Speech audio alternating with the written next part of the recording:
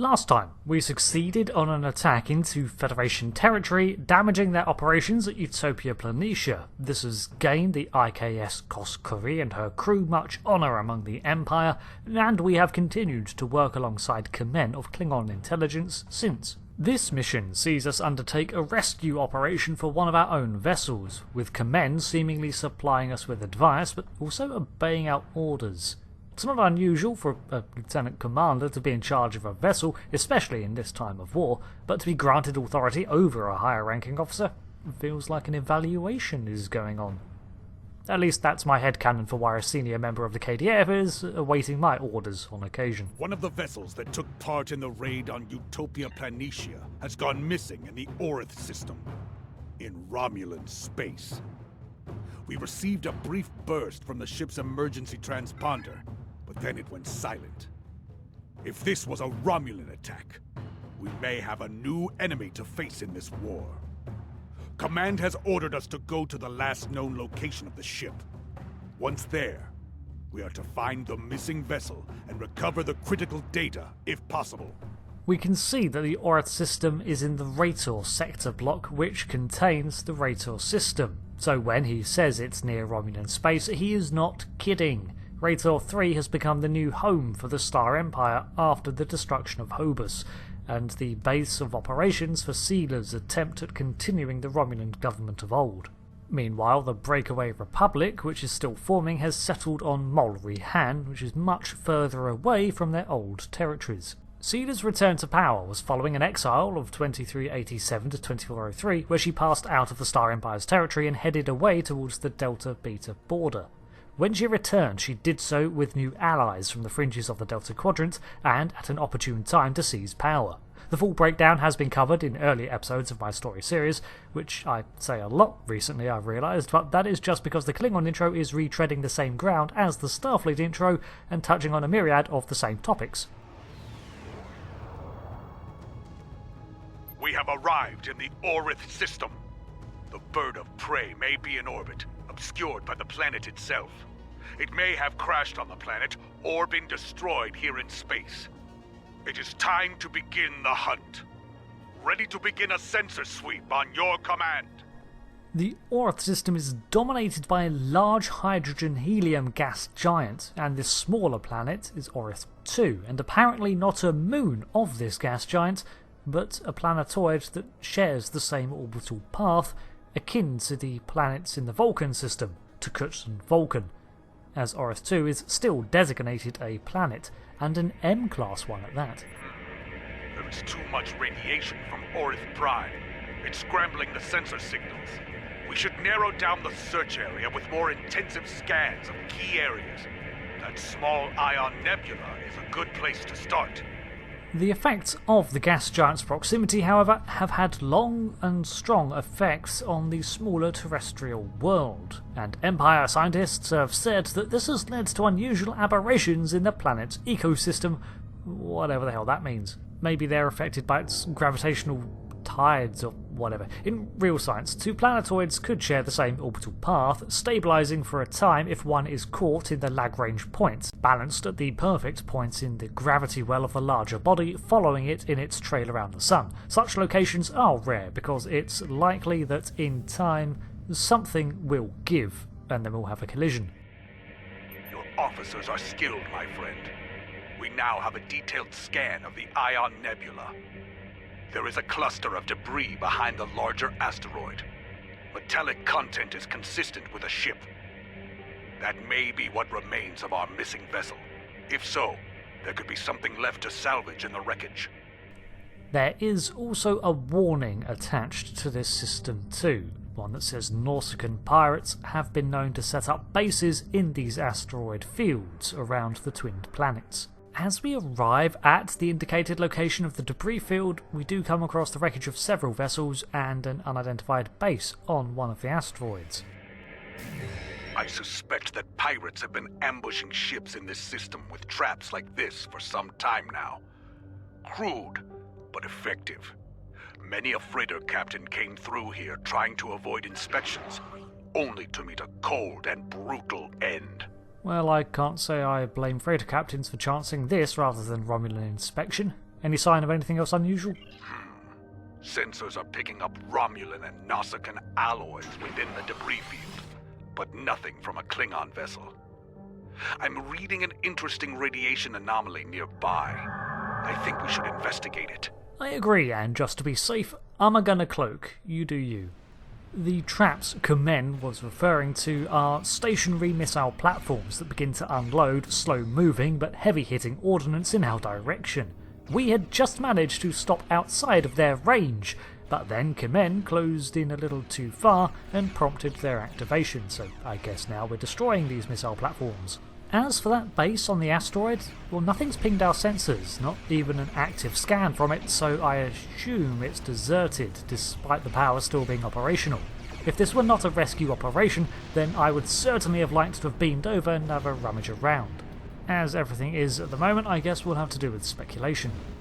It does not appear Romulan in design, but rather more generic utilitarian, so I'm going to assume it's an empty Nausicaan base. We also detect Nausicaan wreckage among the debris of other vessels, which would suggest a hunting ground of their piracy consisting of the losses from both sides. However, their abandoned base might indicate something else. This is pirate space, and we answer to no one! Leave or die! So, some pirate vessels have just warped into the system. Perhaps the turrets also tripped some form of alert, but then why were they not sitting in the system like a spider awaiting a fly in their web?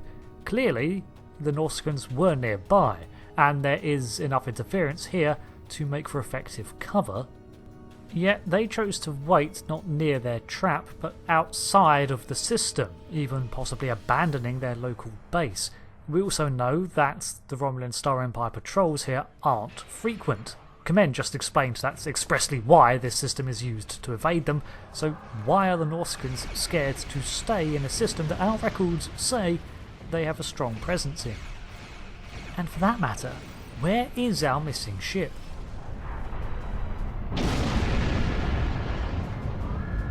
We have Garamba! We will never surrender! Well, you may have Garumba, but clearly no brains. Nausicaan pirates. They must see the Romulans as easy targets. It is possible they attacked our missing vessel as well, despite the alliance between the Nausicaans and the Empire. That would seem likely. They should have followed their peers and joined the Empire, but I feel there's something else going on. Indeed. They should have known better than to challenge a Klingon. Wait. Reading an energy signature on the surface of Aurith 2. It corresponds to that of a warp core. Is it one of ours? Our missing ship? Indeed. And of the size and class used in a bird of prey. We need to get down there and investigate. There could be survivors. Then bring us into orbit of Aurith 2. Standard orbit established. We are in transporter range. Away team is standing by in transporter room 1. So, it seems our wayward bird has been forced to land. But was it voluntary or a crash? And the Nausicaan pirates are acting odd. I think there is another piece to this puzzle we've yet to put together. Detecting bands of Vistrium in the rock formations here. It scatters transporter signals, so this is as close as we can get to the bird of prey safely. We should make our way to high ground and get an overview of the area. Then we can plan how to proceed to the crash site. The planet has near normal gravity, conveniently, and is covered in several layers of jungle growth from knee-high grass to towering trees and even higher plants that blot out much of the sky. From the holes in the canopy that we can see through, the horizon of Aurith Prime, the gas giant, is visible, its pale blue wisps dominating half the view. There's a myriad of unusual flora here, and I have to give props to the design team, from these vines that snake up the trees and have long glowing sacs on them, to these tall bulbous plants that are filled with some bioluminescent purple liquid, maybe to attract the insect life. Of which there is a lot. We can hear in several locations the buzzing swarms of insects, as well as see glowing firefly-like bugs. There are these mushrooms that actually glow and produce an audible hiss. And Further in the forest are these needle-like crystal formations that are humming and chiming with some unseen force. But by far the weirdest things are these pitcher plant-like flowers that seem to have some sort of eyeball emerging from the stalks. All in all, now I'm here I can see why the Klingon scientists just said aberrations, because they don't have a clue what's going on. Among the many reasons for sensor interference and scattering fields is the fistrium in the rocks, which can diffract certain energy patterns, such as transporters, and even the consumption energy beams of the crystalline entity. Following Kamen's recommendation for the higher ground, we climb a nearby ledge. What's this? My tricorder's range has been reduced by more than 60%. The fistrium and trace amounts of kelvinite could account for some of that, but no, there's something else. I think we're dealing with a jammer of some sort. Run a scan and confirm my readings. Interesting. Could be that this planetoid is being used as a base of operations after all. We run our own scan to confirm. There. Do you see it? I'm reading a low-level duotonic field. Exactly. And naturally occurring duonetic fields would not be so constant in effect. This field is artificially generated. I'm sure of it. Be advised. That field will make using transporters difficult. I believe our weapons will still work, however. So, on top of the natural interference, we have someone attempting to make it even harder to escape. As I suspected, that field is making it difficult to maintain a sensor lock. It won't be safe to beam out of here without using a pattern enhancer. Then the top of this ridge is probably a good place to set up a transporter pattern enhancer. Picking up some energy readings to the south. The jungle is dense. Many life signs. Exercise caution. Dangers are hidden here. We are not alone. The rocks here form natural valleys and causeways. If we head to the low ground and follow the valleys, we should be able to reach the crash site. I agree, because that's how the level is designed and we're going to have to. Although, let's be honest, if this were real, I would be climbing all over those rocks and staying as far away from the forest floor as possible.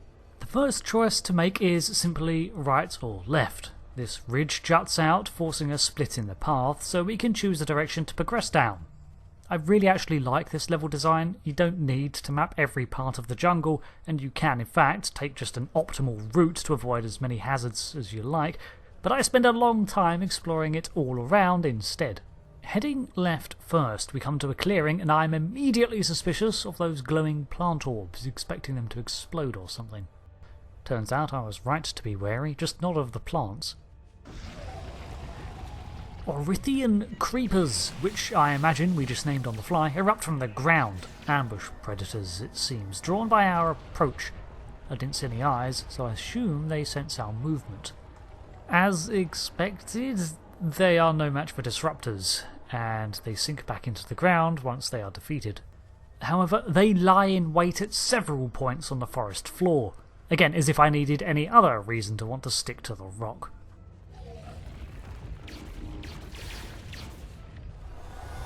We also spot a quadruped of some kind, but before we can get a good look at it, we spook it and it runs off.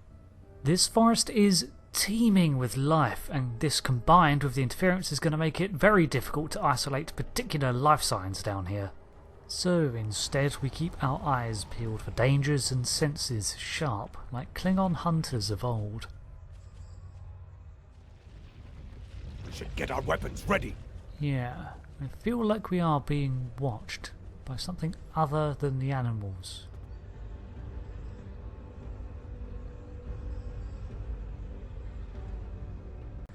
Just ahead and across the clearing we can see a fallen body, but our experiences have informed us to be cautious. Instead of just rushing over there, we first scout down the other passages to make sure the area is rather secure. It seems so, but we'll have to check the body anyway, and the minute we do, another creeper appears. Now that's interesting. Was the creeper guarding the body, setting up an ambush? Because that would suggest a slightly higher degree of sentience than I'd thought. Or did it not eat the body because it's no longer moving? Strangely though, this body is that of a Cardassian. That's interesting. I don't think we detected any Cardassian debris, and they were in uniform. Ahead we see another of the four-legged creatures. This time we get a better look at its reptilian features and identify it as a saw. Strange thing is that this creature is a native to the Gorn hegemony, and a sort of pack hunter like a Terran wolf or Klingon jackal mastiff. I thought I saw something moving. We should scan the area again. This planet is playing tricks on me. There's nothing there! I don't think we should trust what the sensors say. Let's use our eyes instead, Well, I've been here for about a minute or so and seen nothing moving except for the swaying of the grass in the breeze and the falling leaves from the canopy. It looks clear. And soon we come across another body. This one's a Nausicaan raider, which further adds to the mystery because we thought this was their planet. And I don't think he was killed by the creepers. We've already seen that they don't touch prey that isn't moving, so presumably they don't scavenge, only hunt live victims and drag them underground. And further down the path we do encounter creepers, which yes, they've not touched the body. Our fire team soon comes across a pack of saws, and these two have steered away from the remains of the dead humanoids. Something tells me that there is a third party at play here, some other unseen pack of hunters. Further on in, we encounter yet another fallen body left to decay. This time I'm not familiar with the species. Aha, now we've found a Gorn, but this one's not in Klingon attire, so he's probably not a part of the KDF. But perhaps the owner of the saw pack we passed earlier? We traipse on through the jungle, following the clearings. So, we have a planet with a deliberate attempt to disrupt sensors and transporters, dead members from several different species and governments littered across the jungle floor, and the Nausicaan raiders are among its victims. We know that the Nausicans preyed on traders passing through Romulan space, predominantly Romulans, so some may be from that, but the Gorn? The Cardassians? It's almost like some are being brought here and left here. Eventually we do see signs of technology, albeit a wreckage and still burning fires. Looks like we've arrived at our Burrell, which does appear to have crash-landed, rather heavily too. There it is! The bird of prey! Recommend we run a baseline scan before we proceed. I do not like surprises, and there have been too many of them here already. Agreed. I'll scan the area for what it's worth. Those might be life signs, but the radiation from the ship's reactor is fouling up my tricorder. We can't rely on our instruments here. Visual recon is our next option. Yep, that's pretty much what I assumed. As we close on in, we can see the extent of the crash. This is the main hull of Burrell class, which has gouged out the ground on impact and shattered its wings, neck, and seen extensive and crippling damage. She'll not fly again. There are numerous bodies scattered around, but one sat upright catches our eye. Come on. I am Cryptic, captain of what remains of this honored vessel. Cryptic, I am Lieutenant Commander Rocker. What happened here? We were returning from a recon mission and encountered Nausicaan pirates. One of them got a lucky shot and knocked our seal generator out. We were making repairs when the Hirogen attacked. Hirogen? Ah. Wait, what are they doing here though? I'm familiar with reports of the Hirogen, but to think they've come so far. Indeed. They are good at that. They jammed our transmissions and began to hunt us like animals. Shortly after, we crashed. I do not know how many of my crew remain. Several of them went into the jungle to hunt the Hirogen against my orders. I understand. Young fools. Always it is the brave ones who die. It can be tempting in this sort of situation to try to hunt down those who would otherwise hunt you, but in this case it is foolish. A rescue would have been on its way, and of course this seems to be the Herodians' home turf. The odds are heavily against even the finest Klingon hunters here, especially if they were suffering from the crash. We look among the bodies for anyone left to help and strangely find a Romulan. A Romulan. Not terribly unexpected considering where we are. But I do wonder why a Romulan is in the company of Klingon warriors. Keep him close for now. We can interrogate him later, once we don't have to worry about the Herodian putting their blades in our backs. I'll patch him up, but you keep an eye on him, Kamen. It's about now that I notice that I've lost my crewmates, probably when I was traversing between some rocks and jungle. Either that, or the Herodian have actually been silently picking them off one by one, horror movie style. This warrior survived the crash. A very sharp blade killed them, expertly wielded. By tracing the blood trail back to its source, I found a second drag path and 2 sets of footprints. I believe this warrior died trying to defend someone else. Someone who was then taken. Drag patterns. If so, then the Herodian are indeed taking people. It may be as trophies or for future sport.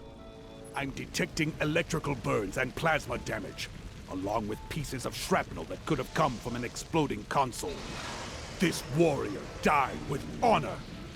There's nothing that indicates they left their post. You know, sometimes it feels like the consoles are designed to explode.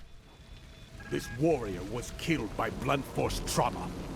The wounds could have been caused by the force of the crash. If the ship's inertial dampers were offline before the ship hit the atmosphere, it is likely that many of the crew were killed this way. This warrior had many internal injuries. Injuries that should have been immediately fatal. And yet, they survived for some time. And look! Their disruptor was drained of power.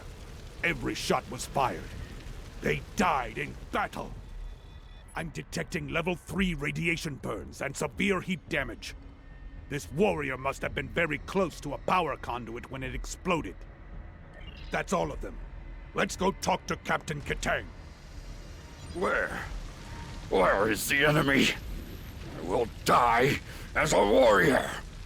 Do not let me die like this. Be still, Katang, and I shall see to your wounds. It would not be a good death for you to simply bleed out here. My strength returns. I will live to fight for the Empire. Do you hear, Herodian cowards? Katang, son of Karok, lives on. Meet me in battle, if you have the spine for it. Excellent. First things first, Captain. Care to explain why you're transporting a Romulan officer? Is it perhaps for the intelligence he holds? It is quite a prize indeed. Complete scans of the Romulan defenses and the plans for a new type of warbird. Unfortunately, that green-blooded Petach over there detected us. Clever bastard was following in our warp trail as we left the radar system. Heh. Clever, but not clever enough. We detected him and disabled his shuttle. Just one Romulan in a shuttle. That's ballsy. Why didn't you kill him? Oh, I've considered it several times. But my senior officers convinced me that Imperial intelligence might like a word with him. So we threw him in the brig. Since then, he's been nothing but trouble. The cunning Toba managed to sabotage our computers after the crash. He'd have done more if my chief engineer hadn't introduced him to the business end of her spanner. Is there a chance to get your computers working again? How much damage did he manage to do? They're functional, but barely. You should be able to extract what you need from them, but I would hurry before the power runs out. I am getting power readings from within the ship, but they are at minimal levels. If we can find a working terminal, we can use it to access the ship's data core. Ah, that's not going to be too difficult. I literally saw one just over there. I have the data. It's encrypted, but there will be time to deal with that later. For now, we should aid Captain Katang and any other survivors here. Qapla'! I'm ready to leave this wretched planet. Lead the way. I'll follow you back to the transport point. Very well, Katang. Follow me and we'll... That's not following. That's running off on your own into the jungle.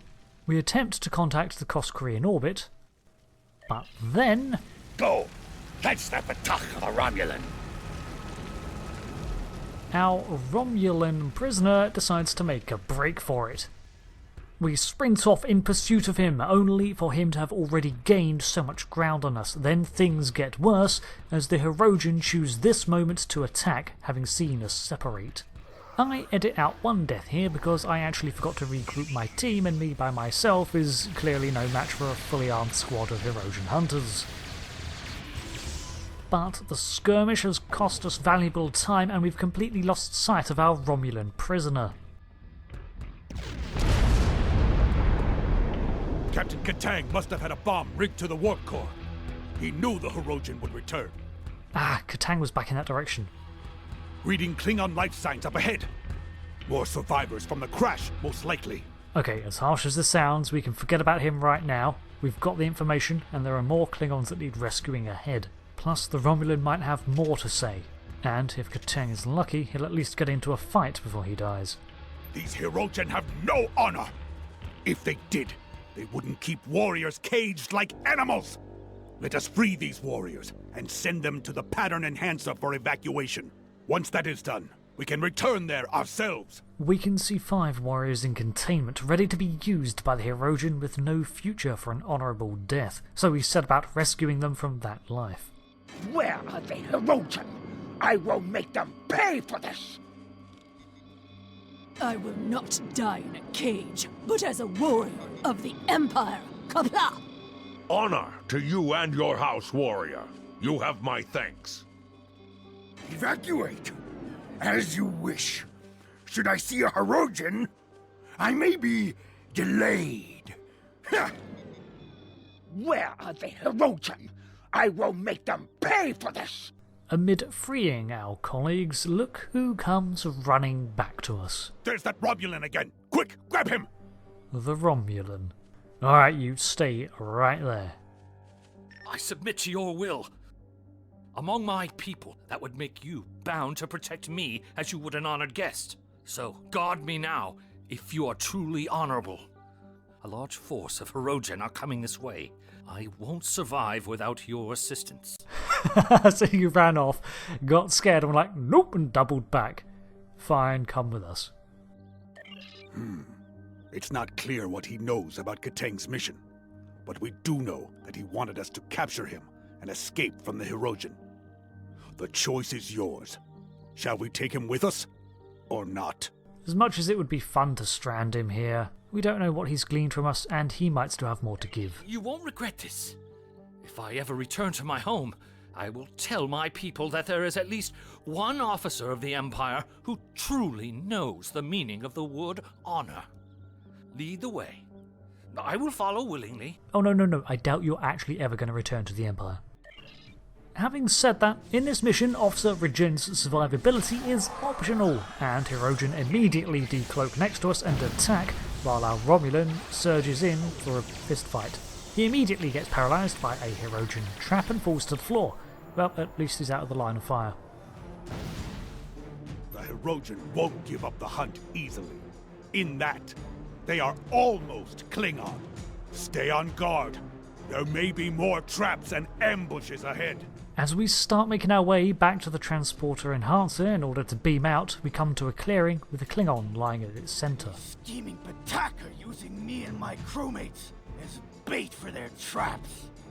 There is a spatial charge underneath me. It is wired to explode if I move. You might be able to disarm it if you cut the right wire. Save me, or let me die with my honor intact. Okay, don't worry, I've got this. I just need to cut the correct wire to save you. Now just give me a second and I'll figure out...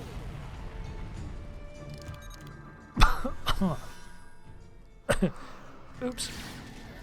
Oh, more Hirogen. Lovely.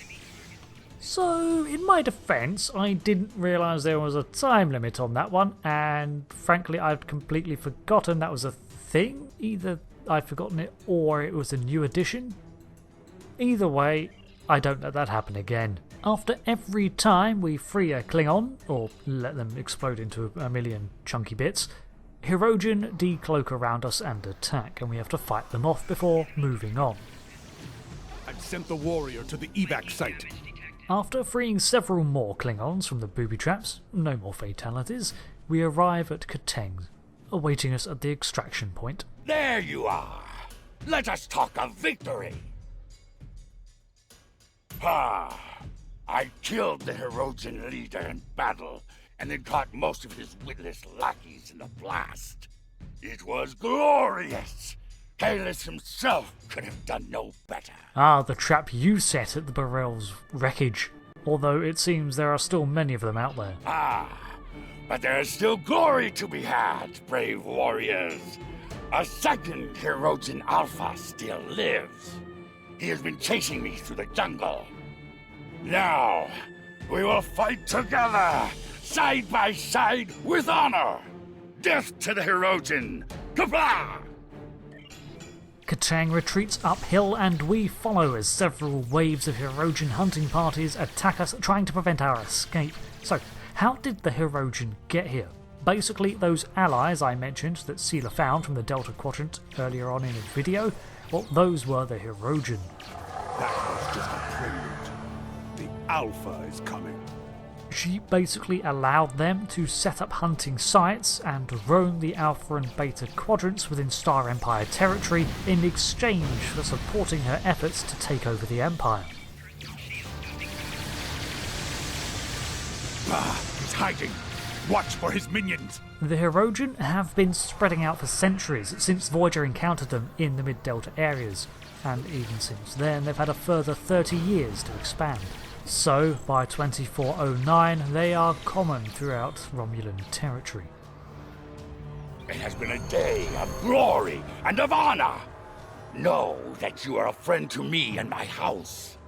What you have done for me and my crew, I will never forget. When we meet again, we will drink a barrel of my family's finest blood wine. Perhaps two, if we're still standing after the first. Ha!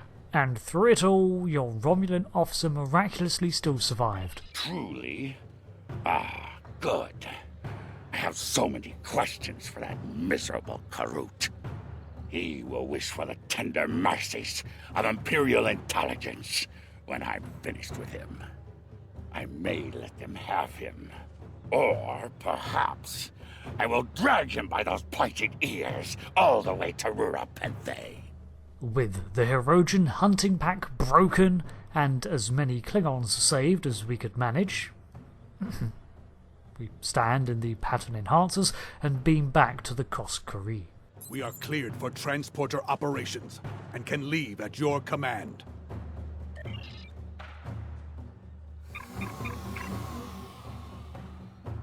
This was a good victory. Though Kateng's ship is a loss, he lives on, a strong warrior and hero of the Empire. He will critically reduce the supply of blood wine in the first city while he celebrates. But that is a small price to pay, I think. You and I both know we need all of the stout fighters we can get if we're to defeat the Federation. Saving warriors like Kateng will help us achieve that victory. But I've chewed enough ligament here. Until we fight together once more. Serve with honor, my friend. And with that, our mission is a success. It looks like for now we don't have to worry about the Romulan Star Empire. However, that will not always be the case as seen in the earlier STOS series. But for today, we have rescued the crew of a KDF ship from a pointless death, secured intel against the Romulans, and defeated a pack of Hirogen on their own hunting grounds. So it may have been a good day to die, but now it's a good day for blood wine. Thanks for watching this episode of the Star Trek Online story series as we continue to explore its ever-changing narrative. And until the next episode, thank you for watching. I've been Rick, and I'll see you again next time. Kapla.